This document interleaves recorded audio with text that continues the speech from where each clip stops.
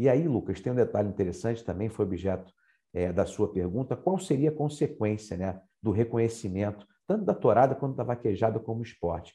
O primeiro deles, você vai ter um controle muito maior em relação à própria dopagem.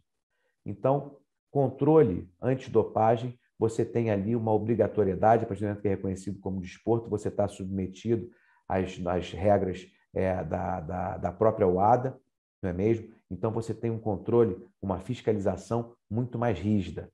A partir do momento que você reconhece como desporto, você aplica o Estatuto do Torcedor, a Lei 10.671 de 2003. E aplicando o Estatuto do Torcedor, você atrai uma série de deveres e obrigações para o organizador do espetáculo desportivo. Então, aquele que vai organizar, né, uma prova de vaquejada, por exemplo, ele vai ter que tomar todas aquelas precauções, ambulância, policiamento, avisar as autoridades locais, enfim, tudo, né, o que uma entidade desportiva, o ônus, né, que ela tem para organizar um evento.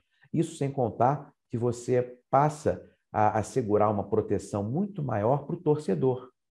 E o torcedor não vai ser só aquele, né, que vai dentro de uma arena para assistir uma prova de vaquejada, não só da arena, mas dentro do complexo desportivo. Porque, como eu mencionei antes, a vaquejada ela acontece dentro de um lugar delimitado, né? Mas tudo que envolve, você está dentro do recinto esportivo, né? Dentro daquele recinto que goza dessa proteção. Proteção relacionada à determinação com o corpo de bombeiros, né? A própria questão médica, enfim, todo aquele aparato que você precisa mobilizar. E o torcedor ele vai ser encarado como todo aquele que está consumindo aquele espetáculo. Então, se uma prova de vaquejada estiver sendo televisionada, por exemplo, o telespectador ele goza da proteção na qualidade de torcedor, porque assim, né, determinou o Estatuto de Defesa do Torcedor, não é mesmo?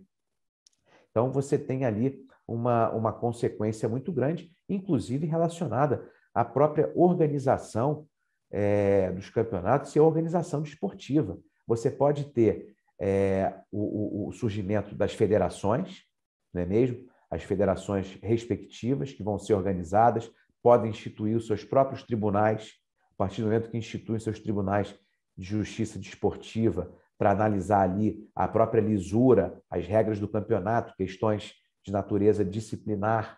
A partir do momento que as federações ali instituem os seus tribunais, você pode lançar mão de verbas públicas, né? Você pode ter elementos ali relacionados até ao próprio Bolsa Atleta. Então, as consequências do reconhecimento como prática desportiva são muito grandes. E a própria questão, a tourada também sofre até, muita gente se recusa em Portugal a reconhecer a tourada como desporto, porque as consequências, né, desse reconhecimento vão por esse caminho também e envolve uma série de obrigações que hoje o organizador desse espetáculo ele não está submetido, não está obrigado. Ele tem uma série de deveres, sem dúvida nenhuma, em relação até à própria segurança do recinto, e etc.